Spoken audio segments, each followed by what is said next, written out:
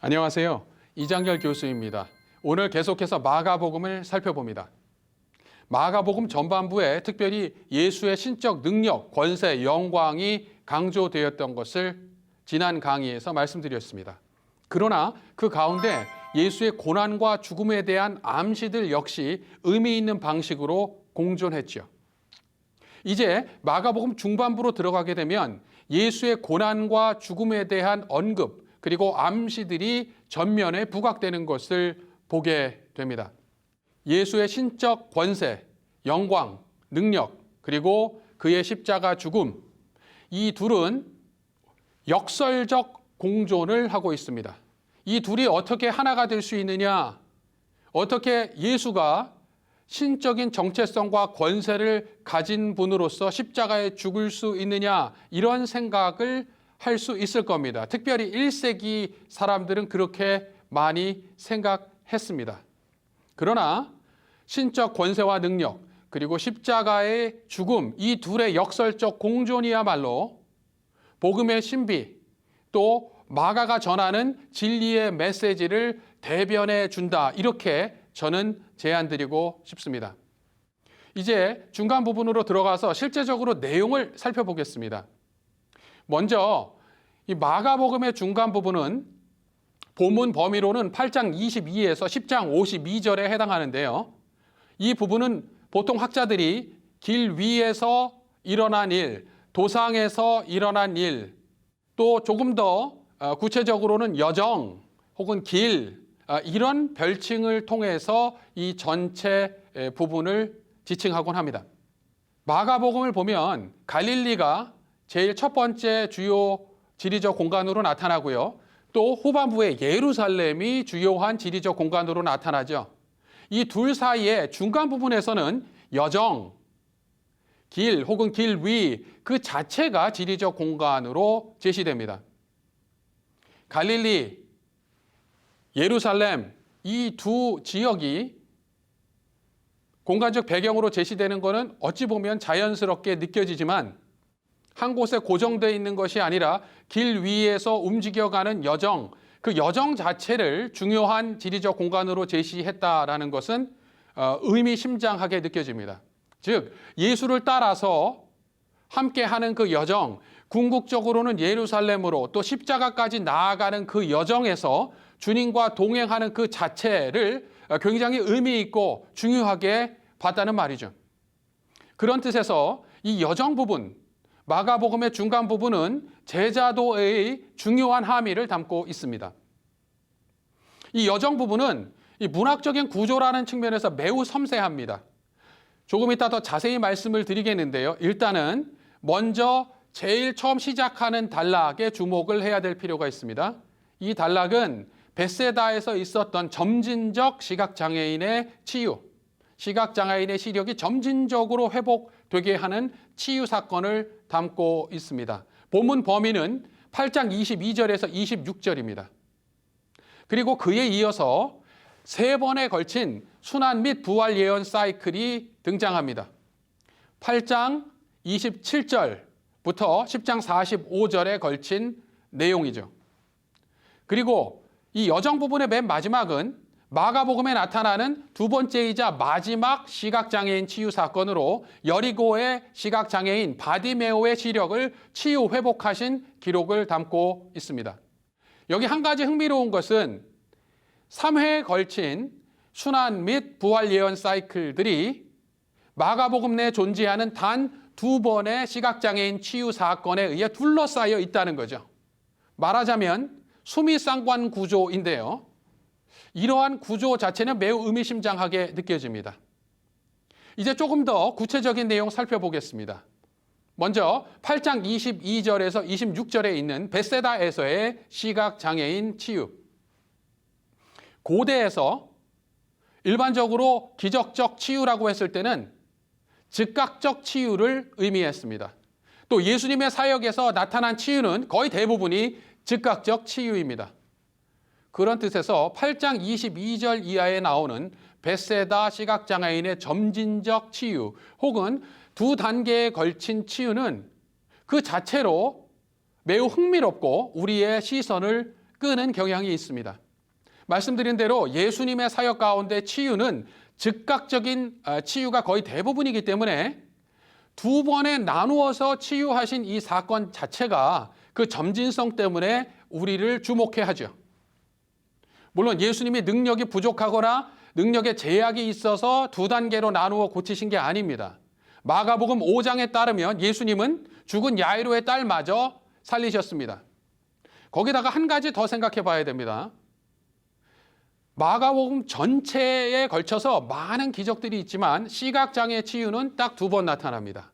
근데 이 딱 두 번 나타나는 사건들, 즉 8장 22절 이하 그리고 10장 46절 이하에 나오는 시각장애 치유 사건, 이 두 사건이 여정 부분 중심에 나타나는 세 번에 걸친 순환 예언 사이클들을 둘러싸고 있다는 사실입니다. 거기다 한 가지 더 말씀드립니다. 갈릴리 부분의 맨 마지막 단락, 그러니까 이 여정 부분이 시작하기 바로 전에 8장 18절 말씀에 보면 주님께서 이렇게 말씀하십니다. 제자들을 책망하시는데요. 너희가 눈이 있어도 보지 못하며 귀가 있어도 듣지 못하느냐? 이 대목에서 예수님은 시각장애를 신체적인 뜻이 아니라 영적인 뜻에서 언급하십니다. 그의 제자들이 신체적 시력은 건강하지만 영적으로는 보지 못하고 있는 상황을 질책하시죠. 이상 말씀드린 세부 사항들을 결합하여 많은 학자들은 벳세다에서의 점진적인 시각장애 치유 사건이 그 자체로 치유의 기적을 담고 있지만 그것을 넘어서서 어떤 상징적 기능을 동시에 감당하고 있다고 판단합니다. 즉, 제자들의 영적인 시력, 그들의 영적인 이해가 점진적으로 일어날 것을 암시해 주는 상징적 기능을 하는 사건이 바로 이 벳세다에서의 점진적 시각치유 사건이라는 거죠. 그 자체로 기적인 동시에 이러한 상징적 기능을 하고 있다는 말입니다. 실제로 제자들의 영적 이해가 상당히 확보된 것은 부활 이후 시점으로 볼 수 있겠습니다. 마가복음의 본문에 근거해서 보면 변화산 사건 후에 예수님께서 같이 함께 산상에 있었던 몇 제자에게 이렇게 말씀하십니다. 내가 부활하기 전에는 너희들이 산상에서 본 것에 대해 말하지 말아라. 그 말을 뒤집어 보면 예수님께서 부활하신 후에는 그것에 대해 말해도 된다는 얘기죠. 그때가 되면 제자들이 영적인 이해를 갖게 될 것이고 그들이 변화산상에서 목도했던 일의 의미 그리고 의의를 깨닫게 될 거라는 암시가 들어있다고 생각합니다. 그러나 지금 이 여정 가운데 제자들은 아직 뭐가 뭔지 감을 잡지 못하고 있죠. 이 2단계에 걸친 벳세다에서의 시각장애 치유 사건, 그것이 그 자체로 기적이지만 동시에 상징적 의미 내지는 의의를 담고 있다는 것에 주목할 필요가 있다고 생각됩니다. 특별히 제자들의 영적인 시력이 점진적으로 열릴 것에 대한 상징이라고 볼 수 있겠습니다. 이제 여정 부분의 몸통이라고 할 수 있는 세 번에 걸친 순환 및 부활 예언 사이클을 살펴보겠습니다. 이 세 번의 사이클 각각은 예수님의 순환 및 부활 예언으로 시작하는데요. 순환과 부활 중에서 순환에 대한 묘사가 더 많은 비중을 차지합니다. 상대적으로 관련 묘사는 예수님의 순환과 죽음에 더 초점을 두고 있습니다. 그리고 상대적으로 부활은 조금 간략하게 언급이 되어 있죠. 그래서 일부 학자들은 순환 및 부활 예언, 이것을 그냥 순환 예언이라고 부릅니다. 어쨌든 본 강의에서 제가 순환 예언이라고 말하던 혹은 순환 및 부활 예언이라고 말하던 간에 그것은 예수님께서 자신의 순환과 죽음 그리고 이어지는 부활에 관해 예언하신 바로 그 대목 내지는 대목들을 가리키고 있음을 미리 말씀드립니다. 이 세 번에 걸친 순환 예언 사이클에서 처음에는 순환과 부활에 대한 주님의 예언이 제시됩니다. 그리고 그에 이어서 제자들의 몰이에 그들의 오류와 실패가 노출됩니다. 마지막으로 예수님께서 제자들을 향해 그들의 오류를 교정해 주시면서 하나님 나라의 제자도가 무엇인지 가르쳐 주시는 대목이 나오죠. 순환 예언, 그리고 그에 이어서 두 번째는 제자들의 오류, 마지막 세 번째는 제자도에 관한 가르침 내지는 제자들을 교정해 주시는 가르침. 이 정해진 패턴이 세 번에 걸친 순환 예언 사이클에서 공통적으로 나타납니다. 물론 마가복음 중간부의 이 여정 내용에서 제자들의 오류는 추가적으로 더 보여집니다. 그리고 예수님께서 그때마다 제자들을 교정해 주시죠. 또 제자도에 관한 참 가르침을 주십니다. 예를 들어 귀신 들린 아이를 고치는데 제자들이 실패한 것, 또 예수님께서 그때 제자들에게 가르침을 주시는 내용이랄지, 헤게모니를 쥐고자 자신들이 개인적으로 잘 모르는 예수님의 다른 제자가 예수님 이름으로 귀신 쫓는 것을 막고 또 오히려 방해한 그 사건, 또 그에 대한 주님의 반응과 가르침, 당시 유대 사회에서 하찮게 여겨졌던 어린아이들이 예수님께 나올 때 제자들이 막았던 그 실수, 그리고 그에 대해 예수님께서 강력하게 분노를 표출하시고 주님의 의분을 표현하시고 제자들을 교정해 주신 사건 등이 아까 말씀드린 순환 예언, 제자들의 오류, 그리고 제자도에 관한 가르침, 이 특정 패턴의 세 번 반복 외에 추가적으로 여정 부분에 등장하는 제자들의 실패, 그리고 제자도에 관한 주님의 가르침을 보여줍니다. 제자들의 실패, 그리고 그 제자들을 교정하는 주님의 가르침이 여러 차례 여정 부분에서 등장한다는 사실은 이 여정 부분이 특별히 제자도와 관련된 주요 동력을 담고 있다는 사실과 무관치 않아 보이죠. 자, 이제 각 사이클별로 들어가 보겠습니다. 첫 번째 순환 예언 사이클입니다. 예수님께서는 베드로가 예수님을 메시아로 고백한 직후에 다음에 순환 예언을 말씀하시므로 예수님이 어떤 뜻에서 메시아인지를 혹은 예수님이 어떤 메시아인지를 규정해 주십니다. 인자가 많은 고난을 받고 장로들과 대제사장들과 서기관들에게 버림받아 죽임을 당하고 사흘 만에 살아나야 할 것을 비로소 저희에게 가르치시되라고 마가는 기록하고 있습니다. 이러한 첫 번째 순환 예언 후에 베드로는 도리어 예수님을 꾸짖습니다. 베드로는 조금 전에 예수님을 메시아로 고백했습니다. 그런데 그 메시아가 장차 머지않아 겪게 될 순환과 죽음에 대해 이야기하자 그 메시아 예수님을 꾸짖습니다. 이러한 베드로의 반응은 사실은 12제자 그 그룹 전체의 생각을 대변해 주는데요. 그들의 생각은 한마디로 고난의 부정과 회피를 의미합니다. 예수님이 메시아라는 것을 인정하지만 그들이 생각했던 메시아과는 승리의 메시아입니다. 고난받는 메시아에 대해서는 생각하지 않는 거죠. 그래서 고난과 죽음을 회피하고 부정하는 메시아관, 그렇게 왜곡된 메시아관을 베드로와 제자들이 갖고 있음이 노출됩니다. 그런 제자들의 실패를 목도하면서 예수님께서는 이렇게 말씀하시죠.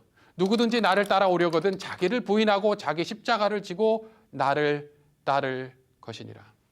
누구든지 자기 목숨을 구원하고자 하면 잃을 것이요 누구든지 나와 복음을 위하여 자기 목숨을 잃으면 구원하리라. 예수님은 고난받는 메시아입니다. 십자가에 죽을 메시아이심을 말씀하십니다. 그리고 그를 따르는 제자들 역시 자기 십자가를 지고 앞서가신 주님을 따라가야 합니다. 두 번째 순환 예언은 9장 31절에 나타납니다. 예수님께서는 사람들의 손에 넘겨 죽임을 당하고 3일 만에 부활하실 것을 말씀하시죠. 근데 바로 그 직후에 제자들의 잘못이 노출됩니다. 이들은 길에서 서로 경쟁하고 다투고 쟁론하며 그들 중에 누가 가장 잘났는지, 누가 가장 큰지, 누가 가장 위대한지를 다투었습니다. 섬기려 하기보다는 높아져 의시되고 대접받으려 했죠. 제 아이가 어렸을 때 보니까 이 남자아이들이 가장 많이 하는 말 중에 하나가 내가 이더라고요. 내가 더 빠르다, 내가 더 잘생겼다, 내가 더 힘이 세다, 내가 더 좋은 물건 많이 갖고 있다, 끊임없이 자랑합니다. 그러나 흥미로운 것은 이것이 단지 어린아이들만의 행동은 아니라는 거죠. 어른들 가운데도 다소 은닉된 형태로 그러한 내가 주장이 끊임없이 나타남을 보게 됩니다. 오늘 본문에서도 제자들은 말하자면 내가 너보다 더 위대해 라고 말하며 서로 다투었던 거죠.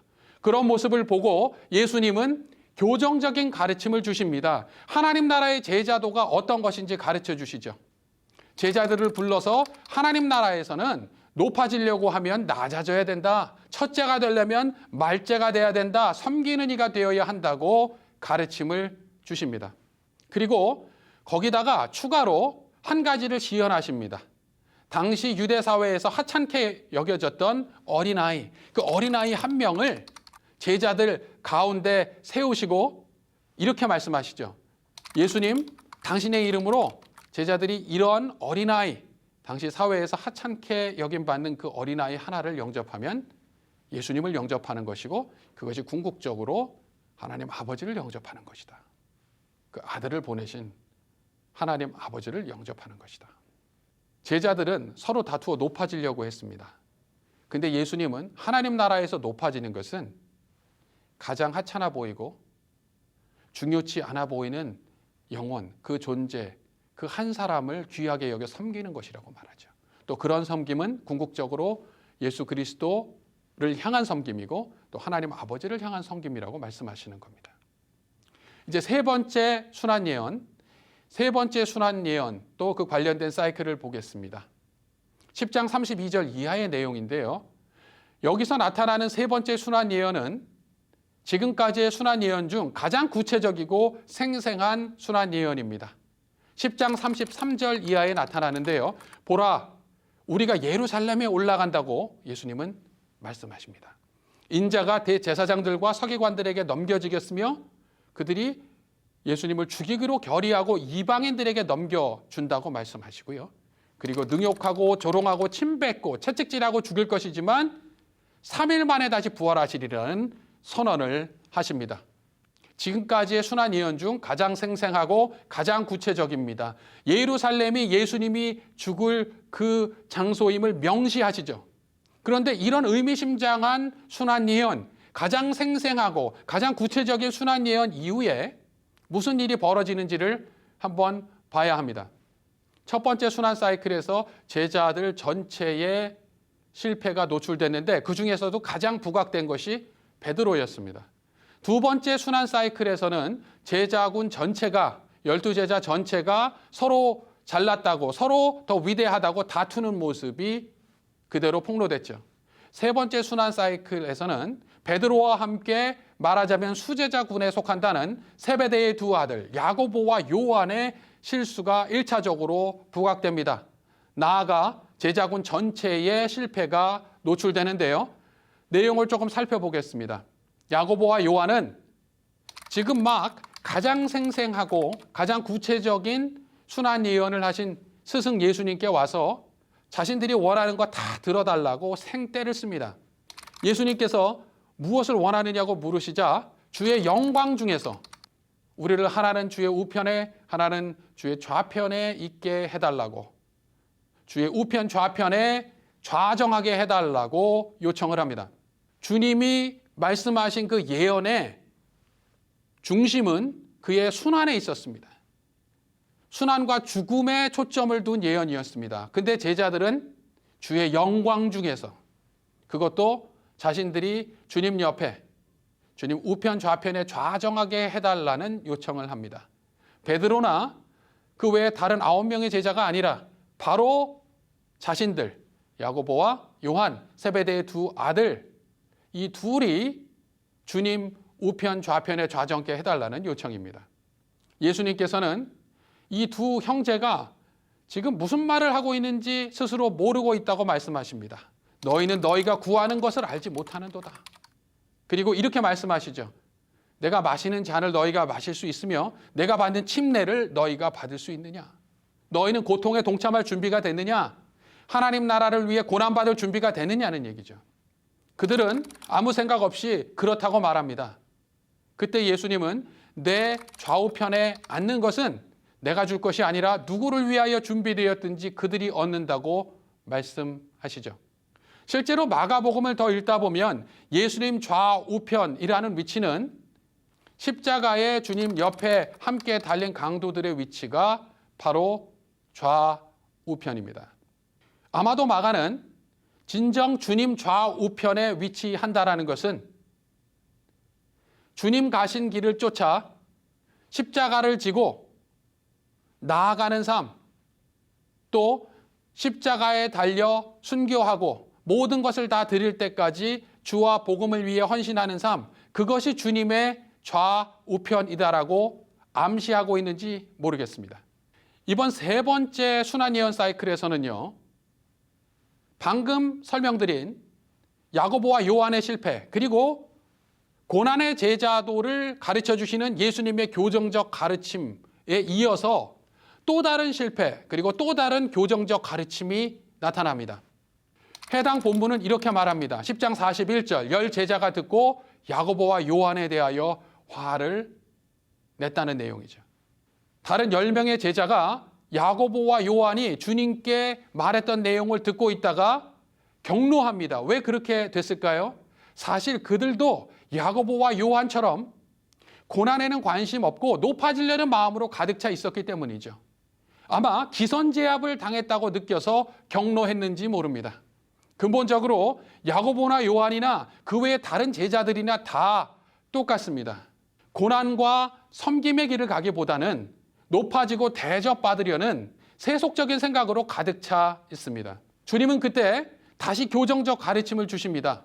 10장 42절 이하에서 이렇게 말씀하시죠. 예수께서 불러다가 이르시되 이방 신에게 희생제사를 드리며 사신 우상에게 절하고 도덕적으로 심하게 타락해 있는 이들, 그것이 이방인이라는 단어가 당시 유대인들에게 일반적으로 주는 심상이었습니다.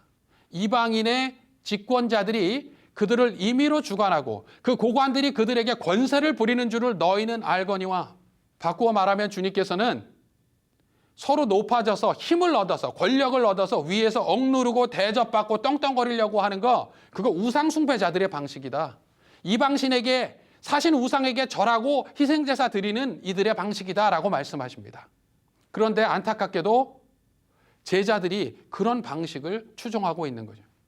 몸은 주님과 함께 있는데 그들의 내면은 세상적인 방식으로 가득 차 있는 겁니다.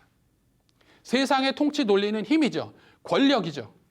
그 당시 1세기 상황으로 말하면 로마의 군사력, 그것을 통해서 유지되고 다스리는 제국, 당시 1세기 사람들이 가장 친숙한 힘과 관련된 논리, 힘과 관련된 담론일 것입니다. 팍스 로마나, 로마의 평화, 힘에 의한 평화, 군사력에 의한 통치입니다. 힘으로 찍어 누르고 다른 일을 다스려서 내가 대접받고 영화를 누리는 방식이죠. 문제는 제자들이 그런 방식을 쫓고 있었다는 겁니다. 43절에서 예수님은 너희 중에는 그렇지 않을지니라고 선언하십니다. 그거는 우상 숭배자들의 방식이다. 그러나 하나님 나라 백성인 너희, 나의 제자인 너희는 그런 방식으로 살아서는 안 된다. 바꾸어 말하면 하나님 나라는 그런 식으로 돌아가는 나라가 아니다. 하나님 나라는 그런 식으로 돌아가는 통치 체제가 아니라는 말씀이죠. 주님은 이어서 너희 중에 누구든지 크고자 하는 자는 낮아져야 되고, 또 너희 중에 누구든지 으뜸이 되고자 하는 자는 모든 사람의 종이 되어야 한다고 말씀하십니다. 10장 43절, 44절의 교정적 가르침은 사실 두 번째 순환 사이클에 나타난 가르침과 유사합니다. 그런데 이 세 번째 순환 예언 사이클에서 예수님은 거기서 멈추지 않으시고 결정적인 예를 제시하십니다. 바로 45절 말씀이죠. 인자, 여기 인자는 다니엘서 7장 13절, 14절의 배경을 갖고 있는 그런 표현으로서의 인자인데, 예수님은 이것을 자기 호칭으로 자주 사용하셨죠. 다니엘서 7장 13절 이하에 따르면 인자는 천상의 존재, 신적인 존재로 모든 이들의 섬김을 받아야 마땅한 존재입니다. 제가 다니엘서 7장 14절을 읽어드리겠습니다. 그에게, 즉 인자 같은 이에게 권세와 영광과 나라를 주고 모든 백성과 나라들과 다른 언어를 말하는 모든 자들이 그를 섬기게 하였으니 그의 권세는 소멸되지 아니하는 영원한 권세요 그의 나라는 멸망하지 아니할 것이니라. 이 신적인 존재, 천상의 존재, 모든 자들이 마땅히 섬겨야 하는 존재, 그 인자가 오셨는데, 근데 그 인자는 마땅히 섬김을 받아야 하지만 섬김을 받지 않으시고 도리어 섬기셨다고 10장 45절은 말씀하죠. 그리고 자기 목숨을 많은 사람의 대속물로 주려 함이라고 말씀합니다. 이 10장 45절이 기록하고 있는 예수님의 말씀에 주목해야 합니다. 인자가 온 것은 섬김을 받으려 함이 아니라 도리어 섬기려 하고 자기 목숨을 많은 사람의 대속물로 주려 함이라. 여기서 대속물이라는 표현은, 특별히 많은 사람의 대속물이라는 이 표현은 이사야 53장 고난받는 야훼의 종, 그 이미지를 떠올리게 합니다. 마땅히 대접을 받아야 하지만, 마땅히 섬김을 받아야 하지만 도리어 섬기고 자기 목숨을 많은 사람의 대속물로 내어주신 예수 그리스도의 궁극적인 희생과 섬김의 본, 그 본이 바로 제자들이 따라야 할 모델이라는 겁니다. 주님은 자기 자신의 죽음을 궁극적인 본, 궁극적인 예, 궁극적인 모본으로 제시하십니다. 그리고 이를 통해서 하나님 나라에서 높아진다라는 것은 낮아져 섬기는 것이고 자신을 내려놓고 희생하고 섬기는 것임을 말씀해 주시죠. 주님이 보여주시는 높아짐의 방식, 그리고 제자들이 추구하는 세속적인 높아짐의 방식이 극명한 대조를 이룹니다. 이렇게 3번에 걸친 순환 예언 사이클을 마치고 아까 서두에서 잠시 언급했던 2번째 시각장애 치유 사건이 나타납니다. 바디메오 이야기로 잘 알려진 마가복음 10장 46에서 52절 본문이죠. 앞서 말씀드린 대로 8장 22절 이하의 벳세다 시각장애인 치유 사건, 점진적인 시각장애 치유 사건과 함께 바디메오 이야기는 이 여정 부분의 중심부라고 할 수 있는 3회에 걸친 순환 예언 사이클을 둘러싸고 있습니다.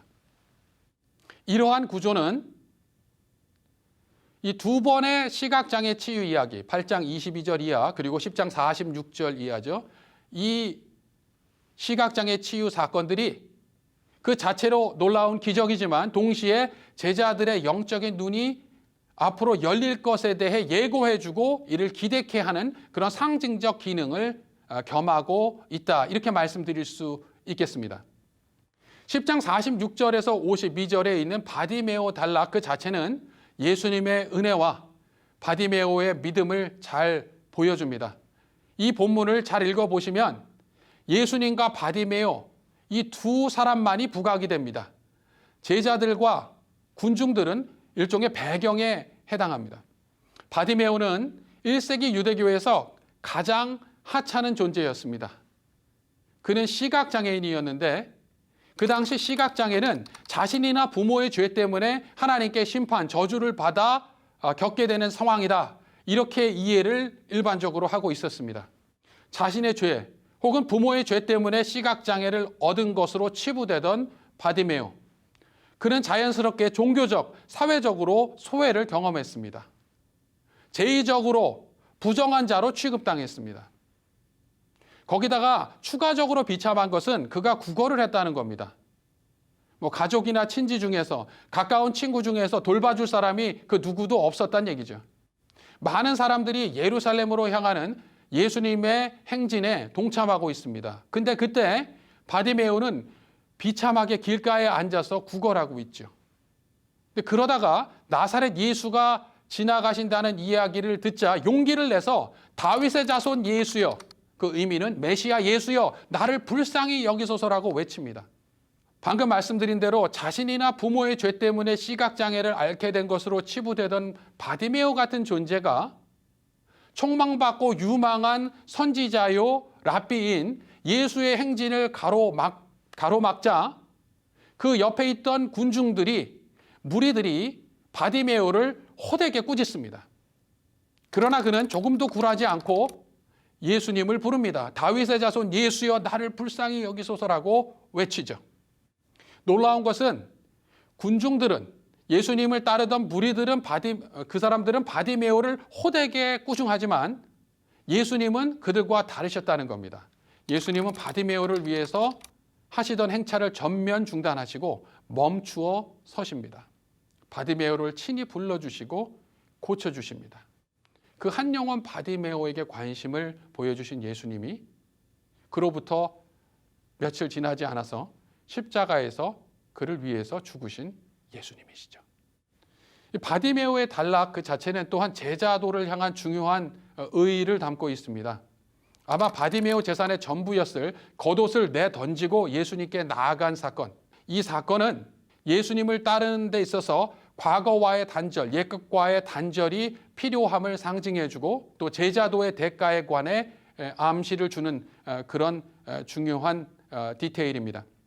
아울러서 바디메오 단락이 종결되는 방식, 그 방식 자체 역시 제자도의 함의를 담고 있는데요.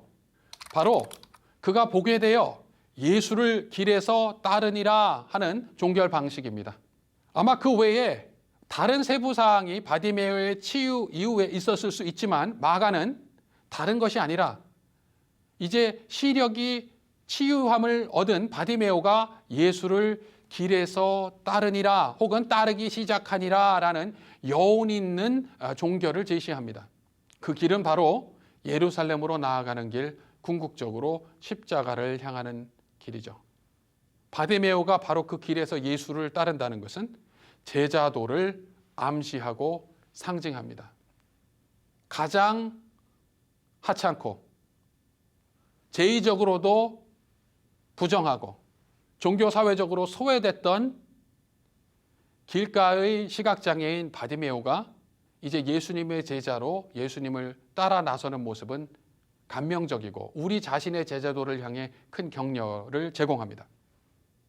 바디메오 내러티브, 이 바디메오 이야기는 특별히 마가복음의 중간부인 여정 부분과 또 마가복음의 후반부인 예루살렘 부분을 연결해주는 트랜지션의 역할도 겸하고 있습니다.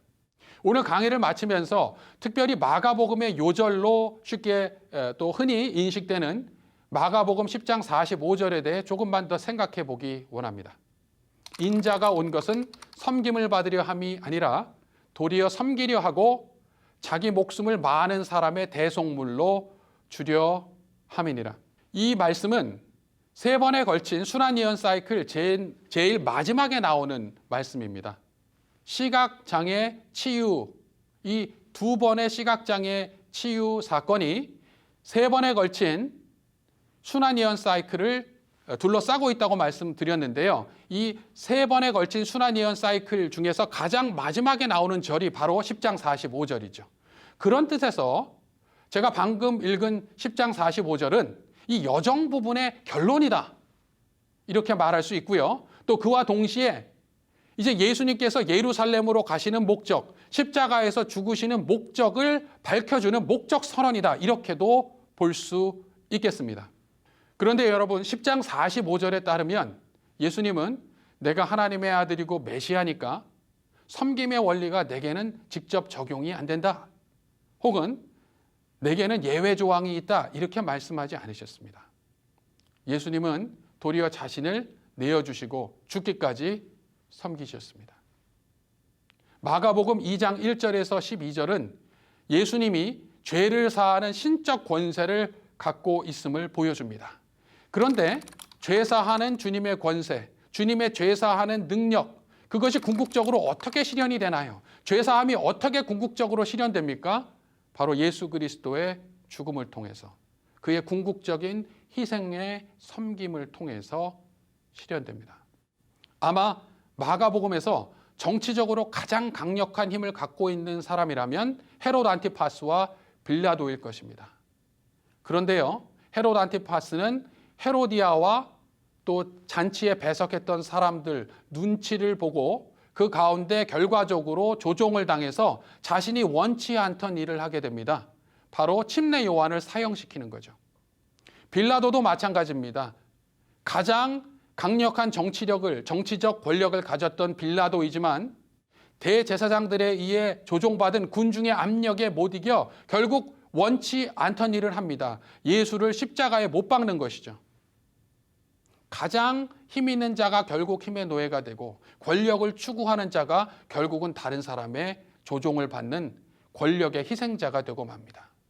그러나 예수님의 제자들은 권력을 추구하는 것이 아니라 섬김을 추구해야 합니다. 그리스도의 제자들은 예수님이 보여주신 역설적인 통치의 모델을 진정 받아들여야 합니다. 그리고 주님이 보여주신 그 섬김의 길을, 그 희생의 길을 따라가야 합니다. 하나님 나라는 권위가 섬김을 의미하는 통치 방식입니다. 마가는 예수님의 방식이 세상 방식과 너무나 다름을 선명하고 생생하게 들려주는데, 이러한 가르침은 세상 한복판에서 예수를 믿고 따르고자 애쓰는 우리 개인과 공동체에게 큰 도전과 격려를 동시에 제공합니다. 감사합니다. 다음 강의에서 계속 말씀 나누겠습니다.